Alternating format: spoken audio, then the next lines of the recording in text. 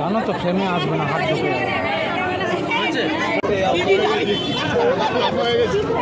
দিদি একটু সামনের দিকে।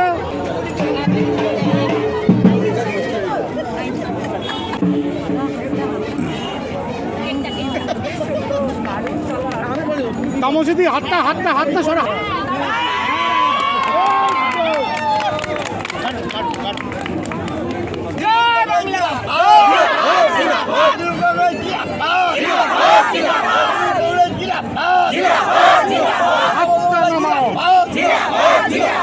রাষ্ট্রপতি তৃণমূল কংগ্রেস জন্মদিবস দিকে দিকে পালন করুন।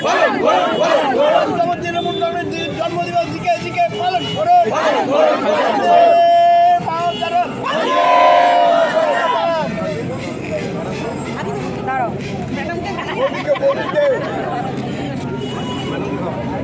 আপনার হাতে পড়েছিল দিদি, পুরোটাই খাবে। খেয়ে নিন খেয়ে নিন।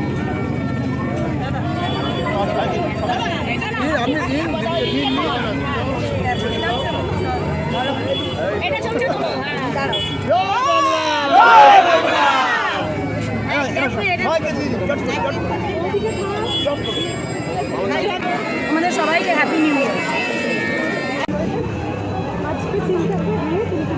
আজকের ইংরেজি নতুন বছর তো আছেই, তাছাড়াও আজকে আমাদের তৃণমূল কংগ্রেস কর্মীদের জন্য একটা আবেগের দিন, গর্বের দিন। কারণ আজকে থেকে 27 বছর আগে আমাদের নেত্রী মমতা বন্দ্যোপাধ্যায় তৃণমূল কংগ্রেস দলটি প্রতিষ্ঠা করেছিলেন এবং তারপরে দীর্ঘ লড়াইয়ের পরে, সব কিছু সহজে হয় না, দীর্ঘ সংগ্রাম লড়াইয়ের পর আজ আমরা এই জায়গায় পৌঁছেছি। তাই আমাদের সকল কর্মীদের জন্য শুভেচ্ছা বার্তা।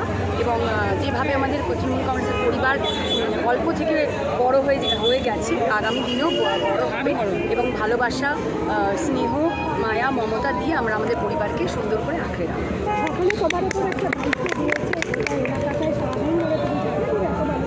তোমার হাত ধরে আমার কিছু করার নেই, তুমি ক্যামেরা মানে আমি ভীষণ কি খুশি, কারণ আমার বরানগরের তৃণমূল কংগ্রেসের প্রত্যেক কর্মীরা, তাদেরকে কিছু বলতে হয় না, তারা আমাকে দিয়ে ঠিক করিয়ে নেবে কাজ। তো আমি নিশ্চিন্ত যে আমাকে কিছু ভাবতে হবে না, তারা ঠিক আমাকে যেভাবে প্লেস করা উচিত তারা আমাকে প্লেস করবে। তাই আমি আমার কর্মীদের বলবো, দাদারা দিদিরা তোমরা এগিয়ে চলো, আমি তোমাদের সাথে। তোমার কর্মসূচিগুলো আছে সেগুলো 2025-এ সব সম্পূর্ণ হয়ে যাবে। একদম একদম অবশ্যই শুরু হয়ে গেছে। এখন তো সবে শুরু হয়েছে, তোমাকে এর আগের জায়গাটাতে বললাম না, এই তো সবে শুরু, পিকচার আমি পাঠিয়ে। আজকে আমরাও ভীষণ ব্যস্ত, প্রতি বছর এই দিনটা আমি এবার পড়ে যাবো টেবিলে। আমার ধরার জায়গাটা কোথায় বলো তো? আমার বুমের উপর নামিয়ে ধরো। আজকের দিনটা শুধু নয়, আমরা যেদিন থেকে তৃণমূলের প্রতিষ্ঠা দিবস সেই দিন থেকে এই দিনটি পালন করি। বন্যটা শোভাযাত্রার মাধ্যমে পুরো ওয়ার্ডটা কিন্তু পরিক্রমা করবে। পরিক্রমার পর এই সমস্ত ছেলেমেয়েরা এই পুরো ওয়ার্ডটা ঘুরে আসার পর আমরা এখানে ছোট্ট করে একটা সমাবেশ করার পর তাদের টিফিনেরও ব্যবস্থা করেছি। টিফিনটা ভোগ করে তারা সবাই যে যার মধ্যে যাবে। আবার বিকালবেলাও অনেক অনুষ্ঠান আছে। এখানে আমাদের বিধায়িকা, আমরা খুব গর্ববোধ করছি এখন যে তিনি আজকের অনুষ্ঠান লগ্নেই এসে আমাদের পতাকা উত্তোলন করেছেন। আমরা সবাই গর্বিত। এখন তাকে আটকানো যাবে না। তিনি অন্ততপক্ষে আজকের দিনে তার শিডিউল প্রোগ্রাম সকালবেলায় গোটা 10-এ, তারপর বিকালবেলা আরও অনেকগুলো আছে। অতএব তাকে আমরা সবাই মিলে কর্মী সবাই মিলে ধন্যবাদ জানাই। আগামী দিনে তিনি এগিয়ে যাবেন, আমরা তার সাথে আরও দুর্বার গতিতে এগিয়ে যাব। এটা আমাদের আজকের দিনের সংকল্প। এই সংকল্প নিয়ে তৃণমূল কংগ্রেস তৈরি হয়েছিল। কংগ্রেসের আমরা সবাই কর্মী ছিলাম।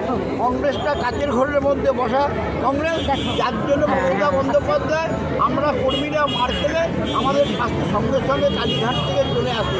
আর কংগ্রেসের নেতারা ফোন করে মানে এসি ঘরের ভেতর থেকে, কাজের কাজ হয় না। সারা পশ্চিমবাংলার মানুষ পথ চলতি মানুষ, পথ তুমি কার, যে চলছে তার। মমতা বন্দ্যোপাধ্যায় এসে উপস্থিত হন। আমরা যার জন্য সারা পশ্চিমবাংলাতে কনভার্টেড তৃণমূল কংগ্রেস।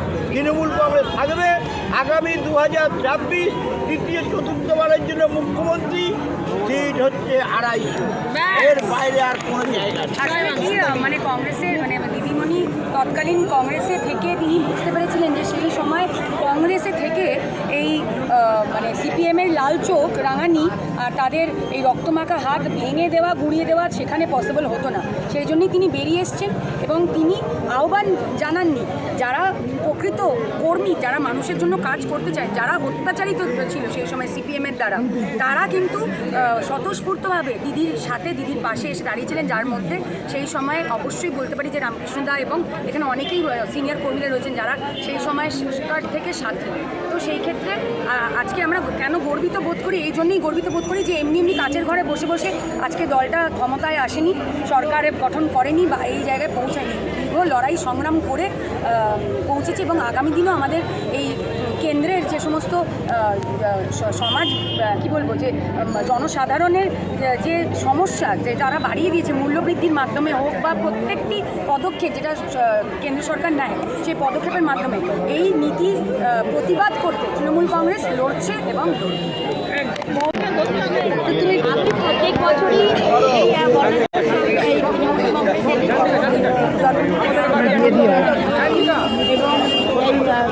অংশগ্রহণ করি। আমি নিজেকে একটা গর্ব বোধ করি যে আমি মমতা ব্যানার্জির যে লড়াই, সেই লড়াইয়ে সামিল।